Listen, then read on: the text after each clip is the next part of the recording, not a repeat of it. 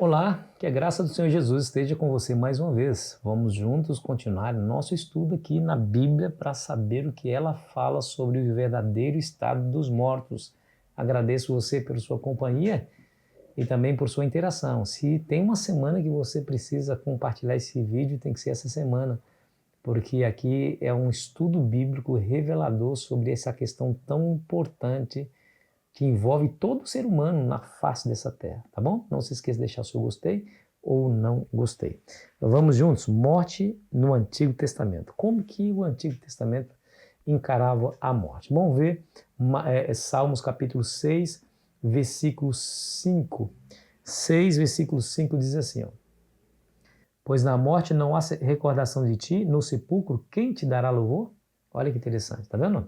Veja, olha a visão que a Bíblia hebraica tinha acerca dos que morrem. Não louvam a Deus. Imagina, se você estiver no céu, você não vai louvar a Deus? Como assim não vai? Todos que estarão no céu estarão louvando e engrandecendo o nome do Senhor. É um prazer para nós aqui na terra louvar a Deus. Agora, muito mais será um prazer louvar a Deus no céu. Mas esse texto acabou de nos dizer que na morte não há recordação de ti. E no sepulcro, quem te dará louvor? Quer ver, ó? Salmo 115, versículo 17. Os mortos não louvam o Senhor, nem os que descem à região do silêncio. Olha aí. E é de fato, não tem como louvar ao Senhor aqueles que morrem, porque nós vimos ontem, porque eles nada sabem, nada sentem, tudo pereceu, está na região do silêncio. A Bíblia fala que quando os reis morriam, eles descansavam. Quer ver, ó?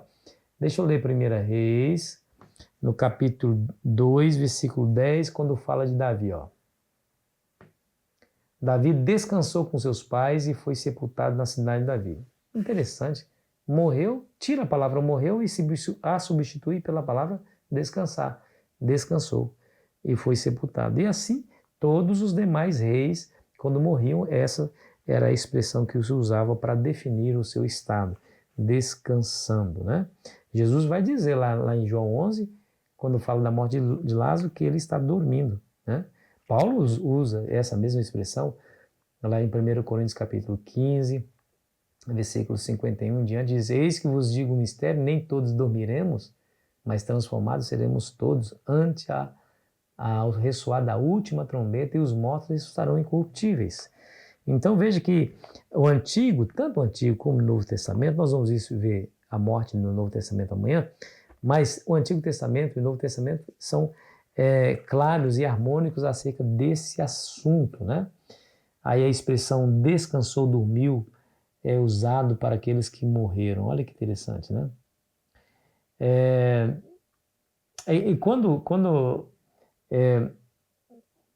o exército, quer ver, ó? O exército dos assírios foi derrotado, quando os seus soldados foram mortos, usa ali a palavra sono para definir a morte deles. Quer ver, ó? Salmo 76, versículo 5.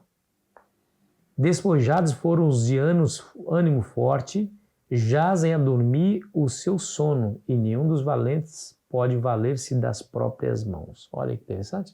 Mais uma figura de linguagem para mostrar que eles estão dormindo. É claro que essa primeira morte, a Bíblia fala da existência de duas mortes, não se esqueça disso. A primeira morte, essa que nós conhecemos, que a Bíblia denomina como um descanso. De fato, imagina uma pessoa que está sofrendo no leito de enfermidade, doente, lutando contra um câncer, por exemplo, e aí ele desfalece e morre. Ali houve o seu descanso, está dormindo. A segunda morte é a inexistência, o ato de perecer para sempre, né? Ser totalmente destruído. Então, quando fala da morte, a Bíblia fala exatamente sobre um sono, né? Ellen White diz assim, ó: muitos terão que encarar espíritos de demônios, personificando parentes ou amigos queridos e declarando as mais perigosas heresias. Cuidado, viu? Satanás vai fazer isso. Ele é capaz de transformar-se num anjo de luz, quanto menos transparecer que de fato é alguém que morreu, né? Então essa pessoa, imagina, morreu minha mãe, aí eu vou lá, Deus o livre guarde, minha mãe está muito viva, graças a Deus, mas é uma suposição. Morreu a mãe de alguém, e aí o indivíduo com a saudade e tal, de repente a mãe dele aparece para ele. Ele vai ficar assim estarrecido, surpreso, mas feliz por estar vendo novamente sua mãe. O timbre de voz é o mesmo, a aparência é a mesma, mas ele começa a ensinar as mais perigosas heresias. Esses visitantes, que são os supostos mortos que vieram à vida, mas na verdade são demônios personificados, esses visitantes apelarão para os nossos mais profundos sentimentos e realizarão milagres para apoiar suas declarações. Devemos estar preparados para resistir a eles com a verdade bíblica de que os mortos nada sabem e de que os que aparecem dessa maneira são espíritos de demônios. Onde é que estão aqueles que morrem? Veja aqui, ó. Daniel 12, versículo 2. Muitos dos que dormem no pó da terra ressuscitarão, uns para a vida eterna e outros para a vergonha e horror eterno. E ontem eu li para vocês João 5, 28 e 29. Você pode ler aí também na sua Bíblia. Não vos maravilheis disso, porque vem a hora em que os que se encontram nos túmulos ouvirão a sua voz e sairão. Uns para a vida eterna, outros para juízo. Olha que coisa interessante. Então, nós percebemos claramente o testemunho geral das Escrituras acerca daqueles que morrem, né? Os israelitas entendiam a morte como um sono até o momento da ressurreição. Nós ficamos tristes quando as pessoas morrem, nós lamentamos, né? E nós precisamos consolar aqueles que estão passando por esse tipo de dor, de tristeza. Mas não há consolação com a mentira.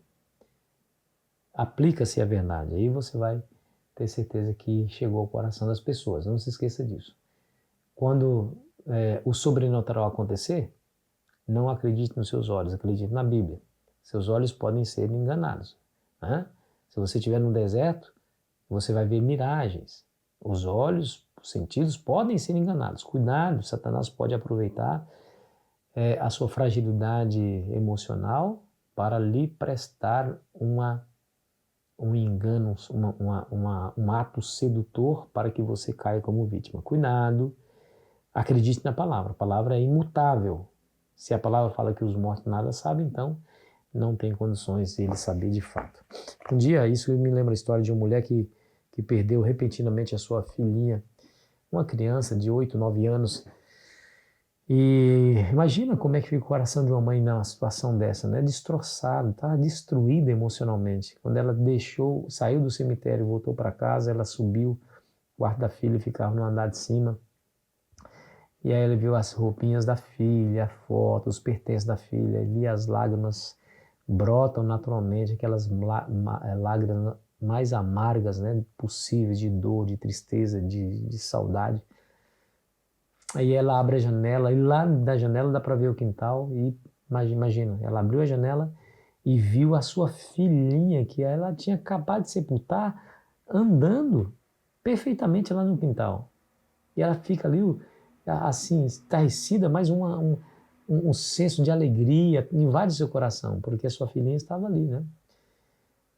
De repente, a filha corre para dentro de casa, ela ouve a porta se abrir, ouve os passos subindo a escada, quando nesse inteirinho ela lembra do que a Bíblia diz. A Bíblia diz que os mortos não sabem nada.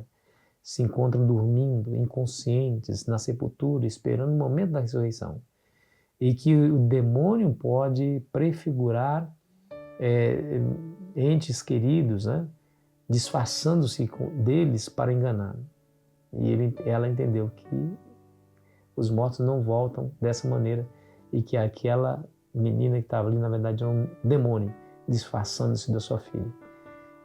A menina subiu, ela viu os passos, a porta se abriu e ela colocou a mão sobre o ombro da mãe, que estava olhando para fora, e com a voz da menina disse: mamãe, não se preocupe, estou aqui. Aquela mulher, com os olhos marejados de lágrimas, fechados os olhos em oração, diz: afasta de mim, Satanás, minha filha está no túmulo esperando a ressurreição por ocasião da volta de Cristo. Naquele instante, o demônio desapareceu.